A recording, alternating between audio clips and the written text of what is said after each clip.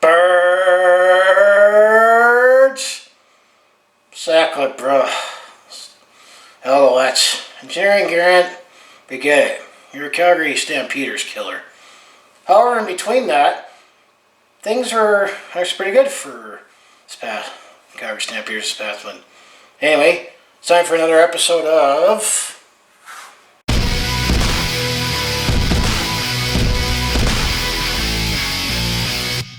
Hi there, it's Brett Hornby here.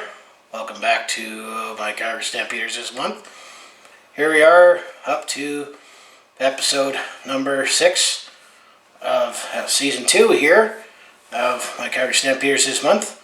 As here we are going to recap October here, and as Calgary had a perfect September as they went 4-0 after starting on Labor Day, and Bo Levi Mitchell coming back from his shoulder injury here. It looked like this team was going to get back at it, and looked like the dream season is still alive here. However, I still think the dream season is still alive here. We had a couple bumps in the road here in October, and as you got with my opening there, so no, this is not another Pigeons rant video here, but I might be ranting about another particular kind of bird, especially the French bird, the Alouettes here.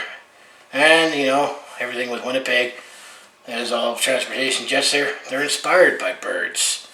So, you know, those videos on YouTube are right. Birds can be assholes. But same with pigeon problems I had in my personal apartment here. So anyway, let's get back to talking football here, and you know, here we are going into the final week of the regular season here, and yes, there'll be a separate November video here. Things are still cloudy on the playoff picture in the West here, especially with the couple games that the Calgary Stampeders had in October here, and we definitely won some thrilling games too here. So I'll bring up my notes here and let's recap how October went for the Calgary Stampeders here. So back on Saturday, October the 5th, coming off of a bye after wrapping up September with a perfect 4-0 record, and they were coming in to October 9-4, tied for first in the West. Week 17, we were taking on the Montreal Alouettes at Percival Mosulot Stadium. That's my good attempt, my best attempt at a Francais accent. And I mean, I wasn't in Ottawa long enough where, when I was in Ottawa for the Grey Cup there, you definitely bump into a lot of people that had a French accent talking English. So I'm a proud Western Albertan here. So anyway, Calgary was looking for some payback from the Montreal Alouettes after we lost that thrilling game in overtime there earlier in the season here.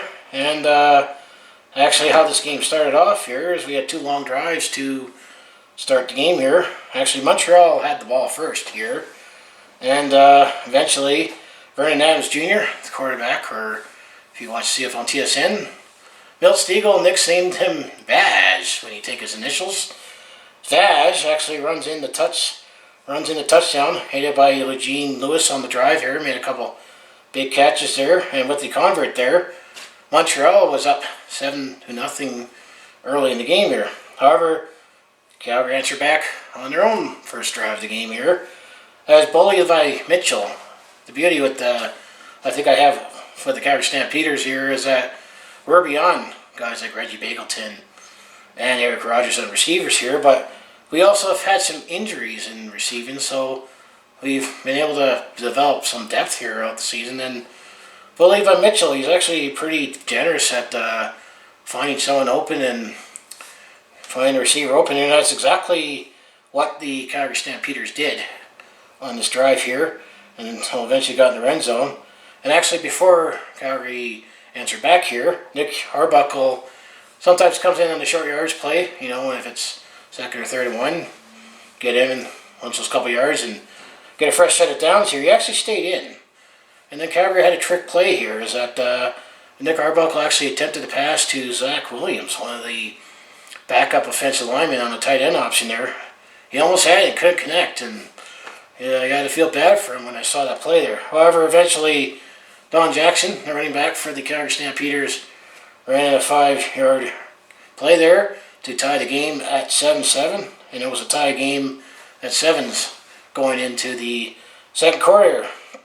Second quarter here, actually the Calgary Stampeders continued to look strong early, but couldn't punch in the touchdown, so they settled for a short field goal, and it was 10-7 for Calgary early there. It stayed 10-7 till midway in the second quarter there, and on a missed field goal, after a missed field by Calgary, and with over 5 minutes to go, Calgary was also able to get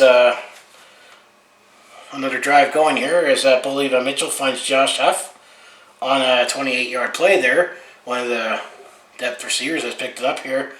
So Calgary was able to make it 20 or 17-7 here, and that definitely was looking good for Calgary here, but missed on the 2-point conversion there. Or after the point conversion, I say, never mind. And then Montreal, they were driving down the field late in the first half there, and they ultimately had a decision to make, was try for the end zone or at least take the points there. They settled for a short field goal by Boris Beatty there, so it was 17-10 Calgary at halftime there, and I'm going to say historically the Calgary Stampeders have actually struggled in Montreal, and my theory as part of is the cross-country trek and playing the game in the early afternoon, which is almost late morning. You can do the time zone change. Same reason why historically the Montreal Alouettes struggle in Vancouver. Let's say when they take on the BC Lions on Friday Night Football there, because kickoff to them feels like it's 10 at night there, and they're playing until 1 in the morning there. I mean, I know we're all professional here, but you know, if you travel and you're 3 time zones away and you're going against the grain, it's going to affect you no matter what you do. But that's my theory here.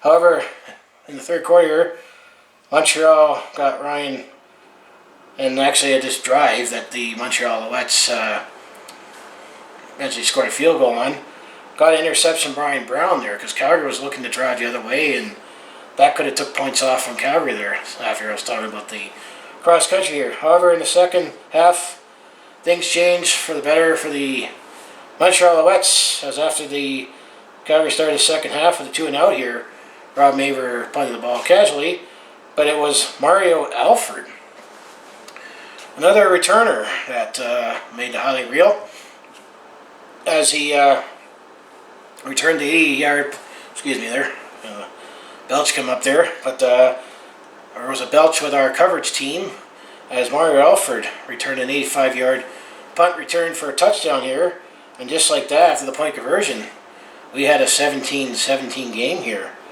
And I just felt like after that play, momentum was definitely shifting towards Montreal here, and Calgary was moving the ball, but couldn't get points, because when I get to the player stats here, you're thinking, well, the heck did Calgary lose and only put up this many points? Because we were able to move the ball there, but we just couldn't seem to, finish off drives, and had some turnovers when it happens here. And then Montreal added a punt single, so it was 18-17 Montreal going into the fourth quarter here. And after a couple drives on both sides here, definitely the fourth quarter was definitely a tough defensive struggle here, and kept close to the vest here. The only scoring that happened in the fourth quarter here is Boris Beatty scored a field goal with 3.5 minutes to go to put Montreal up 21-17 here, and ultimately the Montreal Alouettes, they swept the Calgary Stampeders in the season series with a 21-7 win here, which ultimately for the Montreal Alouettes case, they actually clinched the playoff spot here, and it was the first time they are going to be in the CFL playoffs since 2014 here, and this is the first time since 2009 when the Montreal Alouettes swept the Calgary Stampeders in the season series here. Hence my little rant about Alouettes there in the beginning there. So if we look at the player stats here, Bo, he was 31 for 43. He threw for 464 yards. Had a touchdown and interception here. Don Jackson, he was 12 carries, had 58 yards, including the touchdown here. But listen to all these numbers for receivers. Actually, Josh Huff led the way with 9 catches, 149 yards, and a touchdown. Hergy Mayala, a guy that we drafted this past year in the Canadian College Draft, who's definitely been making an impact on our offense here. He had 3 catches for 116 yards. And they were ahead of our usual suspects. Reggie Bagleton, 9 catches for 98 yards, and Eric Rogers had 6 catches for 82 yards. On the defensive side of the ball, I'll just say Nate Hawley and Winton McManus each had 8 tackles, and Trey Roberson, he had 3 tackles and 3 pass deflections there. On the Montreal Alouettes side of the ball here, Vaj had 18 for 29 in passing for only 206 yards. William Stambeck, the running back, had 13 carries for 59 yards here. Eugene Lewis led the way for receiving, 4 catches for 86 yards, and Bosco Locombo, I know this guy's from the Congo, I looked it up, he had 10 tackles in that, so a pretty good game for him. And Jamar Jones had 9 tackles, and Greg Reed had 7 tackles here. So Montreal is definitely a very stingy defensive team, and they have some pieces in offense is a big reason why the Montreal Alouettes are back in the playoffs this year. So that was game 1 for this segment here. Game 2, Friday, October the 11th. This is where I felt the schedule was going to get tougher here. As week 18, the Calgary Stampeders were taking on the Saskatchewan Roughriders. That was a 7:30 kickoff at McMahon Stadium here, and it was the light up night. It was a fireworks show, and you can watch that video after this video, of course. And it's always highly anticipated when Saskatchewan's in town there, as you got the unique rivalry with many Saskatchewan transplants here.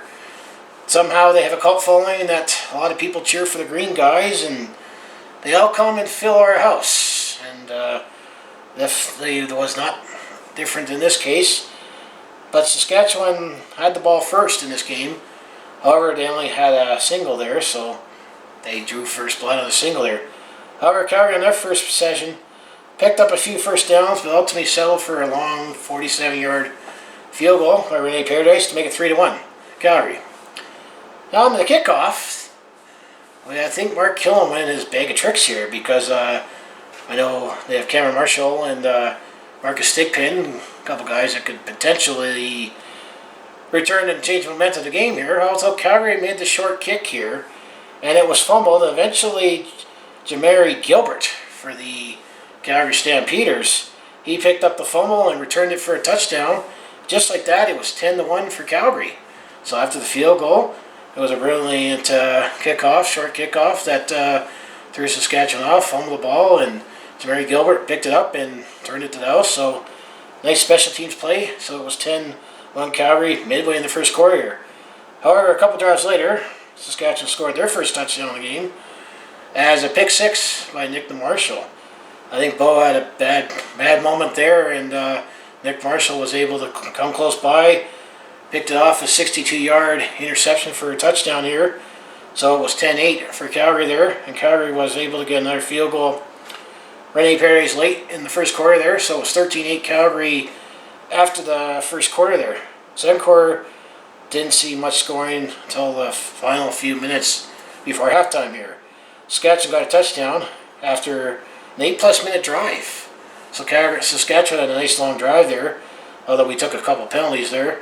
William Pelly runs in a quick 3-yard play on the touchdown score. So Saskatchewan, after the convert, now took a 15-13 lead here. However, Calgary answered back on the next drive here, as Billy Mitchell finds Hergy Maala on the 8-yard play. After the conversion, it was 20-15 for Calgary. Then Saskatchewan driving deep in Calgary territory as the second quarter wound down here. Got a field goal by Brett Lowther. So it was a close game, but Calgary was up 20-18 at halftime here. One thing to note here is that there was a play in the second quarter here that Chris Kasher, who's been a nice pickup and definitely a threat on the front seven for the Calgary Stampeders. He had a play where he sacked Cody Fajardo here, but he did cross the line when he twisted his ankle there. I mean, he did his money thing there afterwards and got ejected from the game there and took a fine there. But I think that's a lesson learned for Chris Casher there.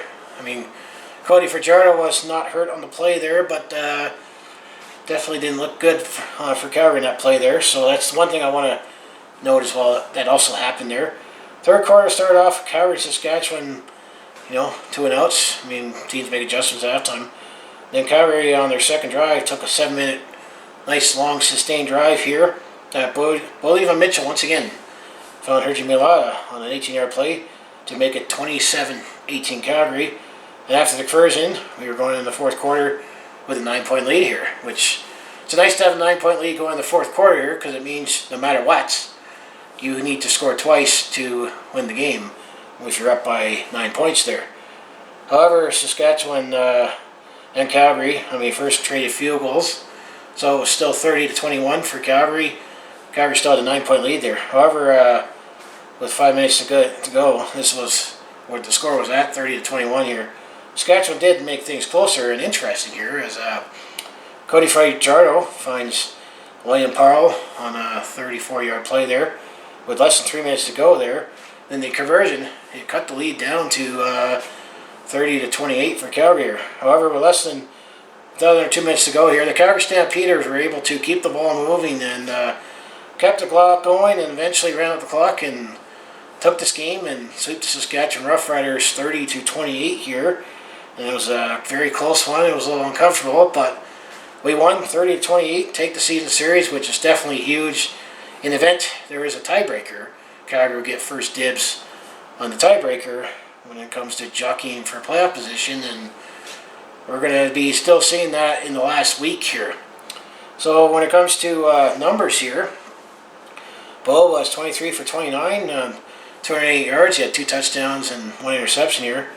Actually, for the running game here, it's been in flux all season because we've had injuries, players in and out here. But Ante Milonovic leader, who's a power running back, he actually came in for a few looks and actually took the running lead here. He had 43 yards on 8 carries there. Also, the fact that we were also down to our 4th-string running back too, is Kadeem Carey's hurt, Don Jackson's been hurt, and Romar Morris only played a couple of games and he was hurt. So we're definitely getting thin in the running backs here. And then when it comes to the receivers, Reggie Bagleton led the way, 6 catches for 90 yards. Hergy Mayala had 5 catches for 70 yards, including 2 touchdowns. On the defensive side of the ball there, I went to McManus, had 8 tackles, and I'd like to highlight that Royce Metchie had a tackle, an interception, and a pass deflection. So Royce Metchie was all over the sheet here. Then on the Saskatchewan side of the ball here, Cody Fajardo had an okay passing game. He definitely had a rough first quarter there, but he ultimately finished 20 for 32 there, 209 yards, a touchdown and interception here. He was also the leading rusher with 10 carries, 67 yards there, so he was a dual threat there. But William Powell, also the team that is primarily their running back, 8 carries, 50 yards, and a touchdown for William Powell there. And then David Roosevelt, another prominent receiver. He got 5 catches for 60 yards, and then Corey Watson wasn't too far behind with 6 catches for 54 yards here. On the defensive side of the ball here, Ed Gainey, he had 6 tackles and a pass deflection there. And A.C. Leonard also had 6 tackles and a sack there, but actually Bolívar Mitchell was well protected in this game here. So we sweep the Saskatchewan Roughriders. Now up is the Winnipeg Blue Bombers. On Saturday, October 19th, Week 19, the Calgary Stampeders were taking on the Winnipeg Blue Bombers at McMahon Stadium. 5 p.m. kickoff here, and we had another game with the Winnipeg Blue Bombers the following week here, but Calgary lost in Winnipeg earlier in the season here, so if we were to force the next game to be a rubber match game to decide the season series and potential playoff positioning here, we had to win this one. So I said this was the first of a back-to-back looking to even the series here. And actually Calgary started off well as Rene Paredes kicked a 41-yard field goal to make it 3-0 Calgary. However, actually on the very first play on that drive that led to the field goal, Calgary was able to stretch the ball deep as Bolívar Mitchell found Eric Rodgers on a 50-yard play there. So that definitely set a tone there. So I mentioned that. And then later in the quarter, it was Justin Medlock. Who that guy can kick 60-yard field goals if he had to. Kicked the 32-yard to tie things up at 3 here. And then Calgary on the next drive was able to find Reggie Bagleton on a 9-yard play there, and actually made a 2-point conversion, which connected with Richard Cincinnati there. So Calgary made it 11-3, and it was 11-3 Calgary at the first quarter. Things were looking good. However, the second quarter, Winnipeg definitely had a big quarter, aided on a couple turnovers from my guys here. As when at first Winnipeg found the board first, as they scored a field goal to make it 11-6 there. However, in the next drive here, Calgary fumbled the ball as Ante Milonovich later gives away, and Marcus Sales picked it up and returned it for a 24-yard touchdown there. And with the point after, just like that, Winnipeg was up 13-11 there. And then on the next drive, Calgary got the ball. Bully Von Mitchell got intercepted by the league's leader in interceptions, Winston Rose there. That eventually set up another drive that the Winnipeg Blue Bombers capitalized on because they were already in Calgary territory. That drive was aided with Lucky Whitehead, as actually right after the interception, Chris Streveler, who was the quarterback who started for the Winnipeg Blue Bombers here, found Lucky Whitehead on the 24-yard strike there. So just like that, and the conversion, it was 20-11 Winnipeg. Shortly after, it was 11-6 Calgary there. So and then we still had 10 minutes to go in the second quarter, so things weren't looking good for my Calgary Stampeders. However, in the next drive was more successful. We were able to take advantage of some Winnipeg penalties here. Calgary was able to drive the ball down, and Bully Von Mitchell was able to find Reggie Bagleton on the 21-yard play there, and then went for 2 again and found Eric Rogers here. So Calgary got back in this game to cut the lead to a 20-19 lead for Winnipeg there with just 5 minutes to go in the second quarter. On the next drive there, however, Chris Streveler and the Winnipeg Blue Bombers struck right back here, finding Clenny Lawler Jr. on the 34-yard play there. So that extended the lead to Winnipeg to 27-19, and Winnipeg was up 27-19 at halftime here, including scoring 24 points in the second quarter there. And definitely we're having a great day on the ground too. So my Stampeders had some work to do if they wanted to get back in this game and force a rubber match next week. However, the third quarter began, each team trading field goals, so it made it 30-22 for Winnipeg. And then add in that Calgary actually had the ball first, and then Winnipeg had the ball right on the opening kickoff, but Raheem Wilson actually picked off Chris Streveler early in the third quarter. So that felt like maybe there was some hope for Calgary before both teams traded field goals there. Calgary was able to get fully back into the game on the next drive after the field goal by Winnipeg, because Calgary scored the first field goal, and then Winnipeg scored the next one on the next drive. Actually, Calgary was able to get back in it as Winnipeg territory, Ante Milonovich leader runs in a 3-yard touchdown run. Josh Huff was definitely big on that drive with some long connections here. And then Bully Von Mitchell also found Josh Huff on the 2-point conversion to tie the game at 30 apiece here. So that was a game one in the fourth quarter, all tied up at 30 there. So back to anyone's game here. Winnipeg was able to get a lead early in the fourth quarter as Justin Medlock made a field goal to make it 33-30 for Winnipeg here. Next drive, though, however, Calgary's Josh Huff made a big catches to get Calgary down the field, and eventually Bully Von Mitchell finds Reggie Bagleton for the hat trick as he scored his another third touchdown catch of the game on a 17-yard play. Calgary only went for 1 this time and was successful, so they had a 37-33 lead here. Still in the fourth quarter, and there were still 10 minutes to go here, so still plenty of game here, and it was already a high-scoring game here. Things got tighter as time was running down here, but things still got interesting in the following minutes here as Calgary still had the ball here and didn't run out much time here, and Calgary actually was going to attempt a field goal and unfortunately missed the field goal, but able to dodge a bullet and forced Winnipeg to still be deep in Calgary territory here. So Winnipeg still had the ball with some time to work with, but they had a long field here. While Winnipeg was able to move the ball down, fortunately, they ran out of time, and Deshaun Amos caught the interception on the Hail Mary pass. And so Calgary eventually came back and won this game 37-33 to force a rubber match the following week there. Excuse me. I'm going to say kudos to Chris Shriver. He definitely had a strong game rushing, but he definitely took a big beating by the Calgary Stampeders defense here, and he definitely was really, really taped up. So Calgary definitely made an impact on Chris Shriver there, but he also ran a lot of plays here too. So when I get to the numbers here, he definitely had just as big of a game in the air and on the ground here. And also, let's mention here what was announced, that this was the last home game of the regular season here. Brandon Smith, one of the defensive backs, he's announced he's going to retire after this season, and he played 12th season with the Calgary Stampeders, or in the CFL, all of the Calgary Stampeders. Started his rookie season in 2008, so he won the Cup with us in 2008, 2014, 2018, and hopefully 2019. I can dream, I can still dream. But nice career by Brian Smith here.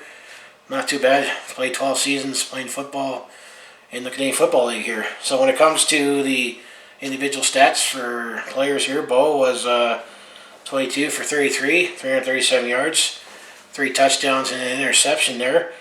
Ante Milonovic leader actually was the starting running back for this game. He had 11 carries for 40 yards here. And then when it comes to receivers here, well, Josh Huff actually led the way with 6 catches for 121 yards. Eric Rogers had 3 catches for 71 yards. And then Reggie Bagleton had 4 catches for 62 yards and 3 touchdowns for the hat trick. If they call it hat trick in football, hey, it's Canada. Well, Rocky, we're going to call it a hat trick. On the defensive side of the ball here, Winton McManus, 11 tackles, by the way. And then Raheem Wilson, they'll say he had 2 tackles in that interception early in the third quarter that figured that started the catalyst for the comeback. So on the Winnipeg side of the ball here, Chris Shriver in the air, he was 18 for 27, 134 yards, touchdown, 2 interceptions here. However, on the ground, Chris Shriver had 85 yards and 15 carries there. Andrew Harris, their primary running back, he had 11 carries for 55 yards. And then Kenny Lawler Jr. was their leading receiver, 2 catches, 41 yards, and a touchdown here. And on the defensive side of the ball here, Adam Bighill had 6 tackles. And Winston Rhodes had 5 tackles, an interception, and a pass deflection here. So as I said, this is going to set up a rubber match. Because on Friday, October 25th, this is week 20, the second last week of the regular season CFL. But this was Winnipeg's last game of the regular season, as they had a bye in week 21. So they're going to be having an extra week before they play in the playoffs, which we still don't know yet where or when. Same with Saskatchewan or Calgary. But when it comes to the game here, this was a 6:30 kickoff back at Investors IG Field. Now it's called IG Field. This was to decide season series and possible home playoff dates.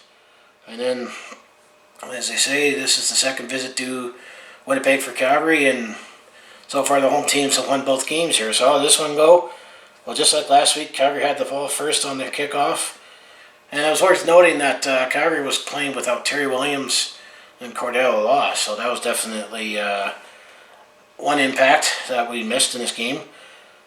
Although things looked good early for Calgary, as we had the ball first and we were firing on all cylinders, and eventually scored a touchdown on their opening drive when Bo finds Hergy Mal on a 22-yard play with the point conversion. Calgary was up 7-0, and it was a 7-minute drive here. However, Winnipeg, should mention that this is the third time we were playing Winnipeg this season. Third time we were facing a different quarterback. Because it was Matt Nichols at the start of the year, earlier in the year, and he got hurt. And then we saw Chris Trevor the week before. However, Zach Collaros, he was making his first start since he actually started this season. He was Saskatchewan's quarterback, and he got hurt like 3 plays in. And then he got traded to Toronto, and then Toronto flipped him to Winnipeg at the deadline there. And then, it's been a while since Zach Collaros has played in the CFL, like in a full game here, just because, not because of his ability, but it's his injury. So it was interesting to see how Zach Collaros was going to play for the Winnipeg Blue Bombers here. I also add in that he was only with the team for a couple of weeks here. However, he looked pretty good coming after injury. I mean, twice traded this season and the second week on the team here. But Winnipeg didn't score on their possession here. And the game stayed 7-0 till the first quarter. And both teams, definitely looked a little more heated here. Probably with the nature of the back-to-back and the fact that there were some playoff stakes on the line here. So after the first quarter, it was 7-0 for Calgary here. However, Winnipeg was driving late in the first quarter and early in the second quarter. Justin Medlock made a field goal to make it 7-3 for Calgary there. Calgary was trying to contain Janarion Grant, but tried to get him out of the play there. But unfortunately, one putt went too long, so Calgary picked up a single there. Later in the quarter, Zach Collaros was intercepted by Nate Hawley there, and Calgary was seeking to capitalize. But they did not fully capitalize there, as Calgary was attempting a field goal here. Unfortunately, it was went wide there, and Janarion Grant, the returner for the Winnipeg Blue Bombers, who beat us badly with 2 punt returns back earlier in the season there, actually looked like he was primed to return a missed punt for a return for a touchdown, but it was Mike Rose tackle in midfield that stopped that. So definitely dodged the bullet here, but definitely the field position game was more favorable for Winnipeg and Zach Collaros in this game.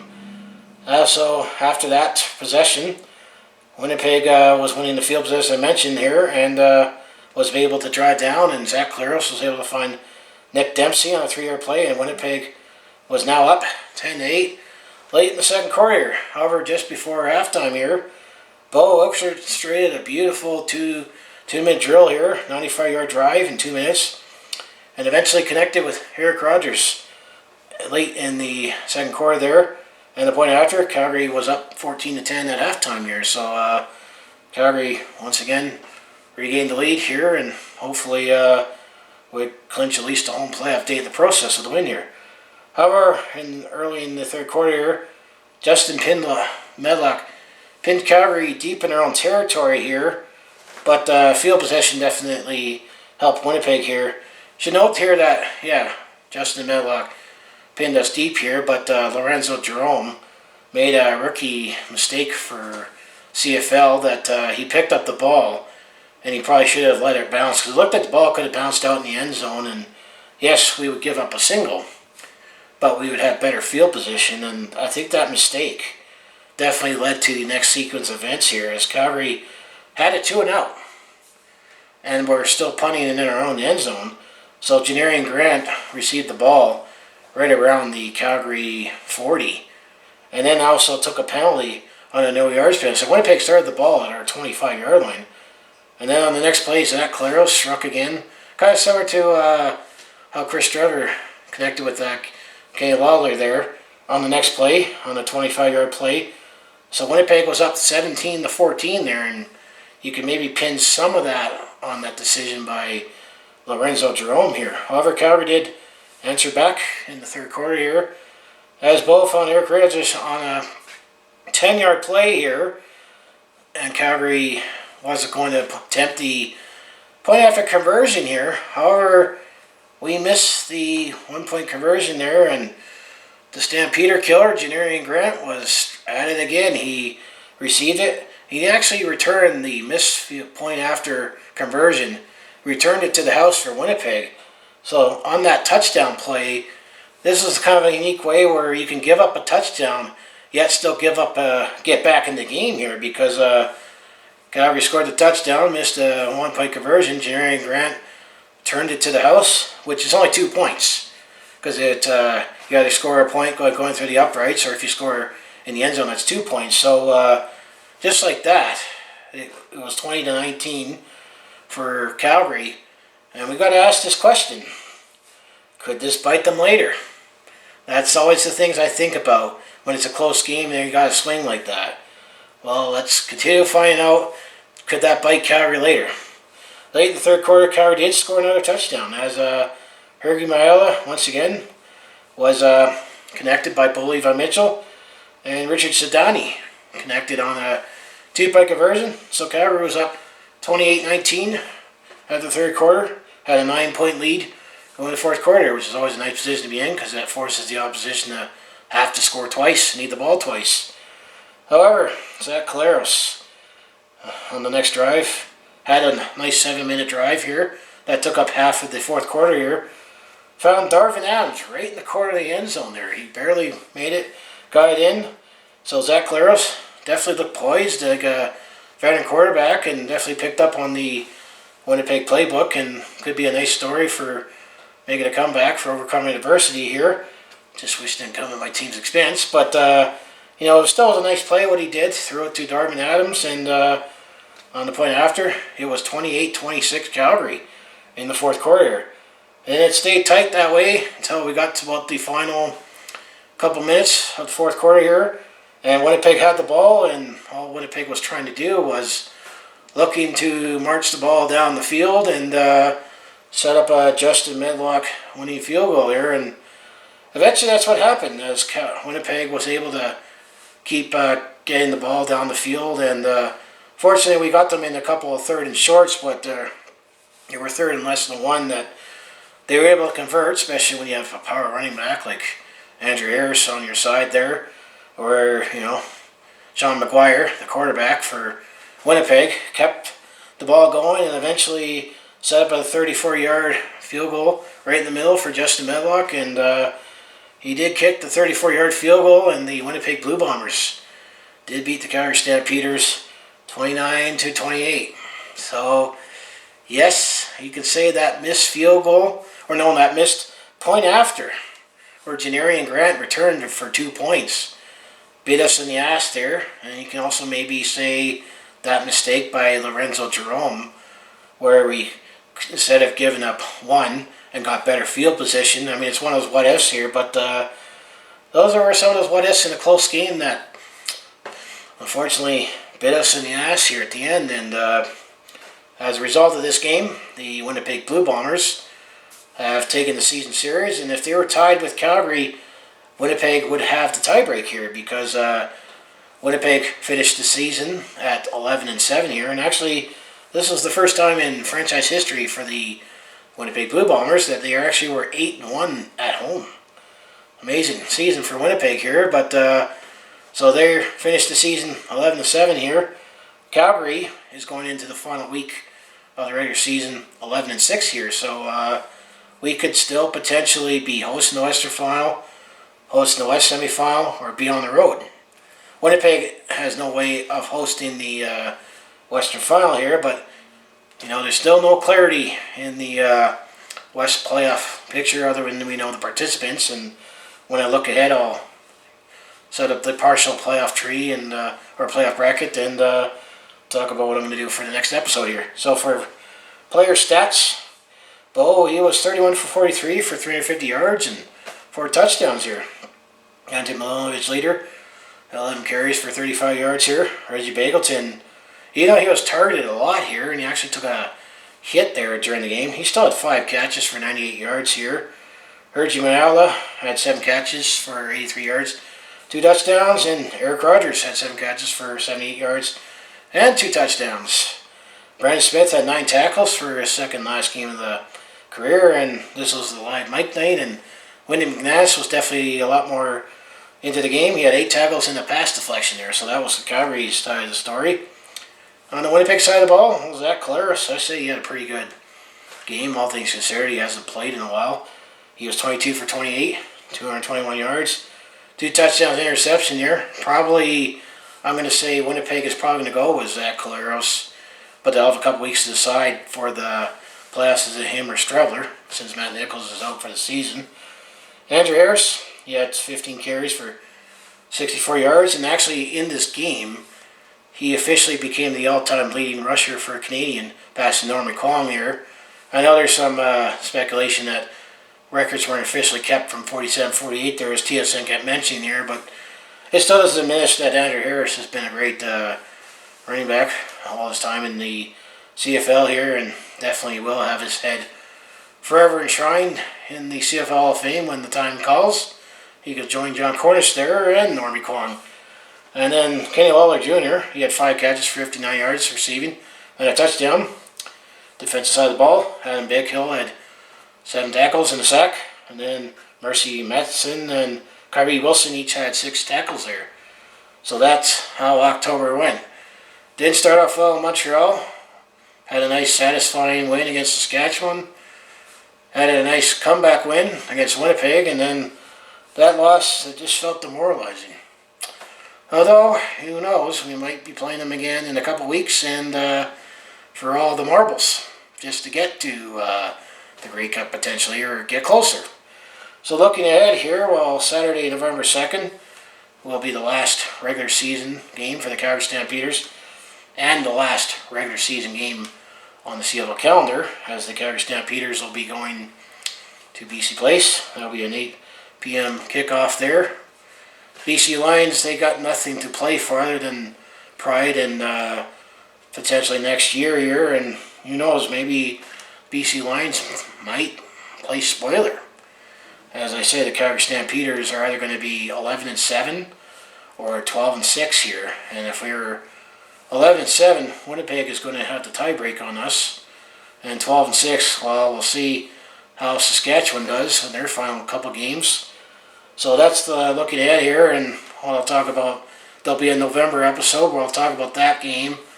I'll also go over more numbers, individual numbers, since everything will be done, and set up the playoff bracket, and I'll do my 5 videos on the road to the Grey Cup, where I'll review each game, the semifinals, the final, and the 107th Grey Cup like I did last year. So how the playoffs look right now, if we were to stage the playoffs right now, Sunday, November the 10th will be the semifinals. As we know for sure, the East semifinal, the Edmonton Eskimos, will be the crossover team because they had a greater record than Toronto in the East there, a much greater record. They'll be crossing over and they'll be taking on the Montreal Alouettes at Percival Molson Stadium. There'll be a 11 a.m. kickoff or 1 p.m. kickoff Eastern time. So we know that for sure. West final, who knows? We are still going to need to do some scoreboard watching, and as I say, well, the only thing we know for sure in the West is that BC is done. Edmonton's crossing over. Winnipeg, Calgary, and Saskatchewan, one of those 3 teams will finish first, second, or third. But we know that Winnipeg will not finish first. They can't finish first. They can still finish second, but they won't finish first. And Saskatchewan is 11-5, and they got back-to-back with Edmonton. And if Saskatchewan wins both games, they'll finish first regardless. And then if Calgary wins at least next week, at worst case scenario, we'll be hosting the West semifinal. But we'll talk about that next week. But the Eastern final, we do know for sure that the Hamilton Tiger Cats will be hosting either the Edmonton Eskimos or the Montreal Alouettes. That'll be 11 a.m. kickoff or 1 p.m. Eastern time at Tim Hortons Field. West final, obviously, if you don't know, the West semi, we definitely don't know the West final yet. And then the 107th Grey Cup will be right here in Calgary on Sunday, November the 24th. 107th Grey Cup at McMahon Stadium. 4 p.m. kickoff, 6 p.m. Eastern. Obviously, we need more clarity before we can even speculate on who's going to be playing in the Grey Cup. Although when it comes to musical artists, I heard the Beaches were going to be in the pregame kickoff show, and Keith Urban was already announced to be the halftime show here. So I'm looking forward to watching those acts here. So yeah, that's my Calgary Stampeders this month, episode 6, covering October 2019 here. So what I'll be doing here is episode 7 will be next week's game in BC, and then I'll recap the whole season as a whole and break down the playoff picture and standings, and I'll give my final thoughts, and then I'll be doing my pre-game reviews for each of the playoff games on the road to the Grey Cup, so that's going to be in that playlist. And then episode 8 will be a special bonus playoff recap of the Calgary Stampeders, and I'll recap the 107th Grey Cup regardless who plays. So, because I generally recap the previous game quickly in the on the road to the Grey Cup when I get to the finals and the Grey Cup game itself. So hopefully episode 8 I'll be, celebrating like I did last year, but right now I can still dream here. So anyway, if you enjoy everything I do on my YouTube channel, just make sure you hit like, subscribe, hit that bell icon. I mean, I do all cover Calgary sports here, but I also posted a bunch of scenery videos, especially from my recent fall foliage trip there, and I got personal vlogs and attempt at comedy here, so I got plenty of content here that should satisfy many here. And as I always say, let's go Stamps go. Let's hope we can still host that Western Final date here, and I'll see you in the next video, which will be next week, when I'll talk about the one game we play in November and how everything's shaking up as we start paving the way for the road to the Grey Cup, which is right here in Calgary. And to be honest with you, it'd be nice to actually stay home for the Cup this year, and it would be much, much nicer if these guys are playing in it and celebrating and shedding tears of joy if or when we keep the Grey Cup at home. I can dream. I can still dream till it's not possible anymore. So anyway, I'll see you in the next video.